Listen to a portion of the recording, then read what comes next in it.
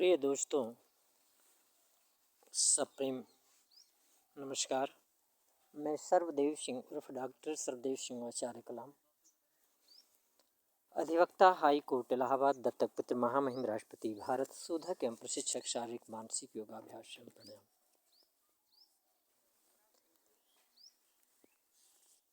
राष्ट्रीय संयोजक अध्यक्ष भारतीय इंसाफ पार्टी एस, जो कि इस समय डॉर्मेंट स्थिति में है। मित्रों, राष्ट्रपति के दत्तक पुत्र होने, यद्यपि ये मान्यता मुझे 2003-04 में प्राप्त हुआ, पूर्व राष्ट्रपति महामहिम डॉक्टर APJ अब्दुल कलाम के कार्यकाल में, और राष्ट्रपति के दत्तक पुत्र के दायित्वों के निर्वहन के लिए हमने सुप्रीम कोर्ट में एक 2008 में शपथ पत्र भी प्रस्तुत किया, और उस शपथ पत्र के अनुकूल मैं आज भी अपने दायित्वों के प्रति समर्पित हूँ। और 1999 में एक मैं प्रियदर्शी छात्र परिषद के राष्ट्रीय संयोजक अध्यक्ष के रूप में प्रियदर्शी छात्र परिषद के मुखपत्र प्रकाशित किया था, जिसमें हमने उल्लेख किया था राष्ट्र धर्म और राष्ट्र ग्रंथ की बात हमने किया था। दोस्तों, आज भी मैं माननीय उत्तर प्रदेश के मुख्यमंत्री आदित्यनाथ योगी जी का इस भावना का कद्र करता हूँ, सम्मान करता हूँ कि वो राजधर्म को अपना सबसे बड़ा धर्म मानते हैं। मैं यद्यपि 1999 में कोई मुझे राष्ट्र का दायित्व नहीं मिला था, राष्ट्र के दत्तक पुत्र की मान्यता नहीं था, फिर भी उस समय भी मैंने राष्ट्रीय धर्म की बात किया था, राष्ट्र के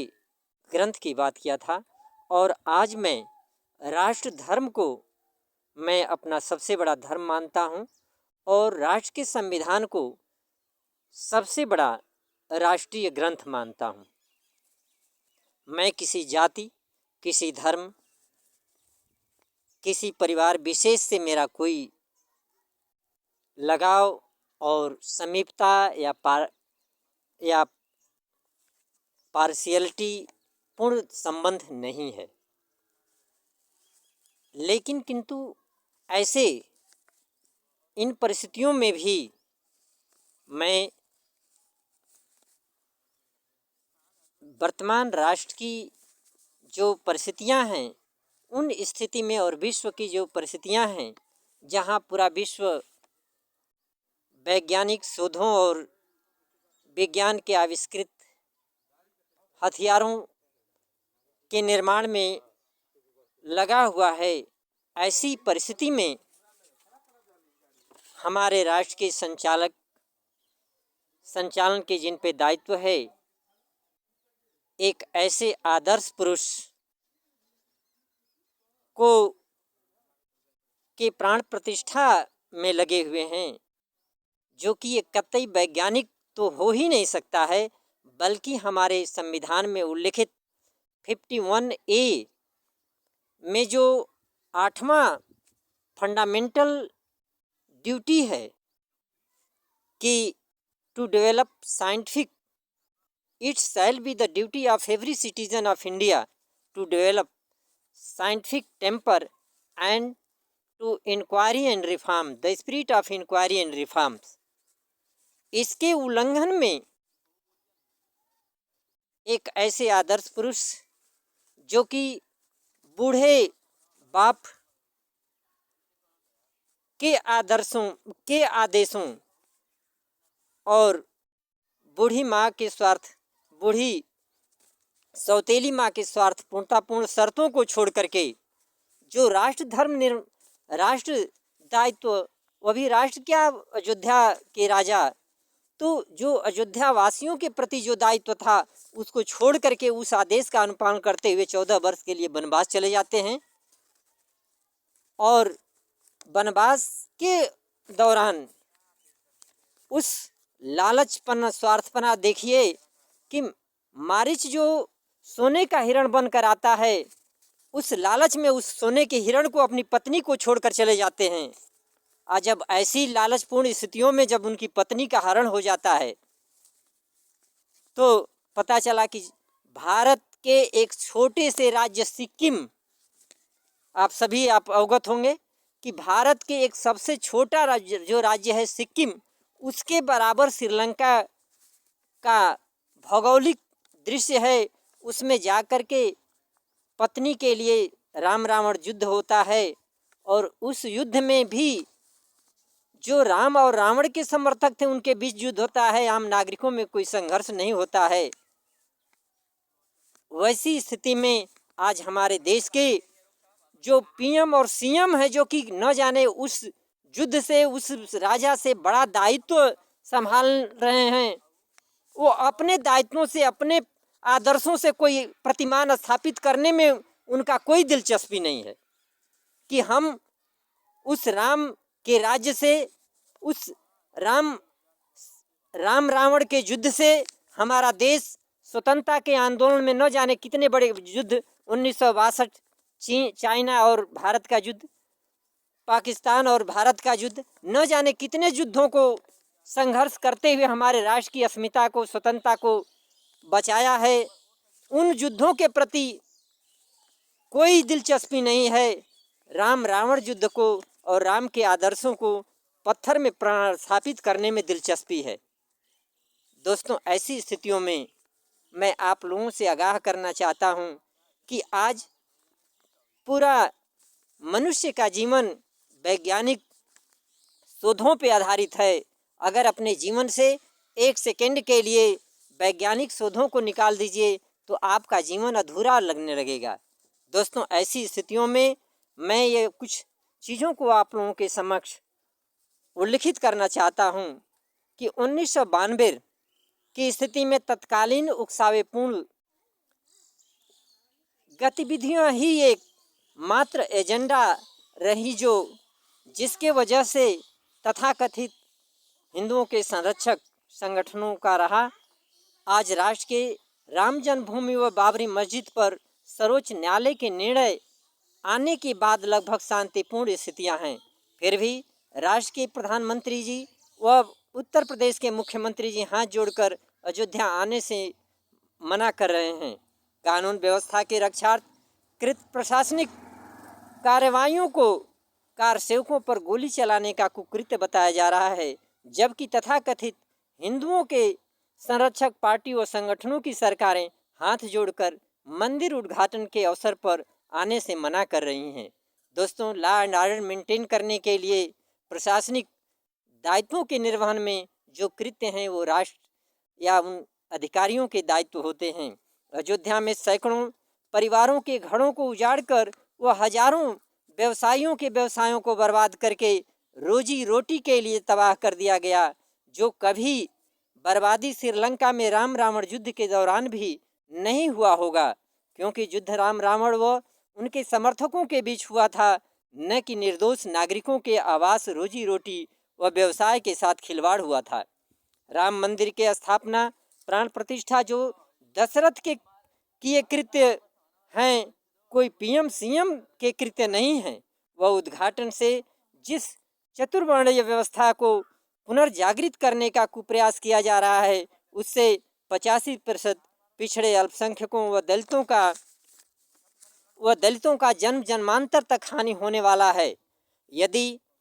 मंदिर व्यवस्था संचालन समिति के गठन को लोकतांत्रिक स्वरूप देकर दानकर्ताओं को मताधिकार व प्रत्याशी बनने का अधिकार नहीं दिया जाता है, वह राष्ट्र के लोकतांत्रिक प्रक्रियाओं में उनकी भागीदारी नहीं रोका जाएगा, तो संपूर्ण राष्ट्र के लोकतांत्रिक, न्यायिक व प्रशासनिक व्यवस्थाओं पर इनका दुष्प्रभाव पड़ेगा। आज राष्ट्र के स्वतंत्रता के इतने दिनों बाद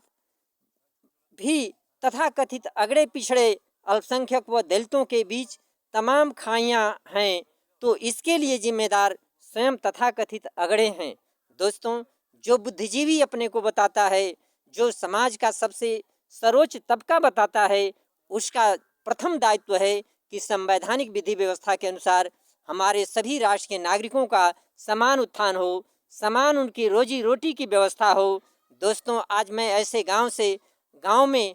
जो जहां मेरा पैतृक आवास है, ग्राम पोस्ट लहुआर, तहसील जमानिया, जिला गाजीपुर, उत्तर प्रदेश से आपसे मुखातिब हो रहा हूं, जहां लगभग 14 चिमनियां हैं। और आज शिक्षा का आर्टिकल 20A में शिक्षा का मौलिक अधिकार होने के बावजूद अगर केवल इन ईंट भट्ठों के बच्चों को मिला दीजिए तो एक विद्यालय संचालित हो सकता है, लेकिन ये बच्चे वर्तमान स्थिति में शिक्षा से मुखातिब, के संवैधानिक अधिकारों से विमुख हैं। उनके जो जीवन निर्वाह और डेवलपमेंट विकास के जो मौलिक वो परिस्थितियाँ होनी चाहिए उससे मुहताज हैं। ऐसी स्थितियों में राष्ट्र के प्रधानमंत्री जी व मुख्यमंत्री को स्पष्ट रूप से जान लेना चाहिए कि राष्ट्र के 100% कृषि व आवासीय भूमि का निर्माण तथा कथित पिछड़े अल्पसंख्यक व दलित जातियों ने किया था, किंतु राष्ट्र के तथाकथित दबंग जातियों ने अपने संगठनिक कुप्रयासों से छिनैती व अवैध कब्जा करके उनसे कृषि कार्य इत्यादि कराने लगे व राष्ट्र के स्वतंत्रता के साथ तत्कालीन सरकारों से वैधिक रूप प्राप्त करने में कामयाब रहे। अतः आज यदि स्थानीय प्रशासन द्वारा जांचोपरांत उनके हकों को दिलाए जाए तो उनके साथ जोर जाति या न्यायिक प्रक्रियाओं में उलझाने का कुप्रयास न किया जाए। यदि कहीं न्यायिक प्रशासनिक प्रक्रियाएं प्रारंभ होती हैं तो उनके वर्ग के ही प्रशासनिक विधिक अधिकारियों के द्वारा विधि सम्मत निस्तारण कराने की व्यवस्था सुनिश्चित किया जाए। दोस्तों, इन्हीं बातों के साथ मैं बताना चाहूँगा कि आज स्वतंत्र भारत में किसी भी प्रदेश में ऐसे सैकड़ों ग्राम प्रधान हैं जो अयोध्या के राजा राम के दायित्वों से बढ़कर के आदर्श स्थापित करने का प्रयास कर रहे हैं। हमारे प्रदेश के विभिन्न प्रदेश में कुछ ऐसे राज्यपाल, ऐसे मुख्यमंत्री हैं जो अयोध्या के राजा राम से बड़े आदर्श स्थापित करने का प्रयास कर रहे हैं। हमारे जो PM CM हैं, इन बातों को ध्यान देना चाहिए और अपने दायित्वों को अयोध्या के राम से बढ़ कर के बड़ा आदर्श स्थापित करने के लिए प्रयास और प्रयत्न करना चाहिए। इन्हीं बातों के साथ मैं सर्वदेव सिंह उर्फ डॉक्टर सर्वदेव सिंह आचार्य कलाम आप सभी को सप्रेम नमस्कार। और इस अपेक्षा के साथ कि वर्तमान वैज्ञानिक युग में किसी भी पत्थर में प्राण प्रतिष्ठा स्थापित करने और इत्यादि ऐसे जो अंधविश्वासपूर्ण कुप्रयास हैं, उनके विरोध में ऐसे जो अंधविश्वासी व्यवस्था के संचालक और अंधविश्वासी व्यवस्था को कायम करने वाले व्यक्ति हैं, आने वाले चुनावों के माध्यम से इनको भारत के लोकतांत्रिक व्यवस्था से उखाड़ फेंकने का प्रयास करेंगे। इन्हीं बातों के साथ मैं सर्वदेव सिंह उर्फ डॉक्टर सर्वदेव सिंह आचार्य कलाम आप सभी को सप्रेम नमस्कार। और इसके साथ ही हम विपक्ष के हमारे लोकतांत्रिक प्रक्रिया के विपक्षी पार्टी कांग्रेस के नेता राहुल गांधी को भी मैं एक मार्ग बताना चाहता हूं, उनको भी आगाह करना चाहता हूं। दोस्तों, न्याय यात्रा से भारत के नागरिकों को कतई न्याय सुनिश्चित नहीं हो सकता है। आज वो विपक्ष के महत्वपूर्ण पार्टी हैं, तमाम सांसद उनके हैं, कतई उनका प्रयास होना चाहिए कि उन सांसदों के साथ हमारे CGI से, प्रदेश के CJ से मिल करके जो अन्यायपूर्ण परिस्थितियां हैं उनसे अवगत कराने का प्रयास करते तो ये एक मार्ग होता। अपने पूरे देश प्रदेश के पार्टी जनों से कहते कि कहीं भी प्रदेश में अन्याय जाति हो रहा है तो ऐसे अन्याय जाति के विरोध उस जो पीड़ित प्रताड़ित व्यक्ति है उसका मजबूती से न्यायिक प्रक्रिया में पैरवी करें, उसका गवाही करें, जिससे कि त्वरित गति से स्थानीय स्तर पर न्याय सुनिश्चित हो सके, दूध का दूध, पानी का पानी निस्तारण हो सके। कतई न्याय यात्रा से भारत के लोगों को न्याय नहीं मिल सकता है। इन्हीं बातों के साथ आपको पुनः सप्रेम नमस्कार।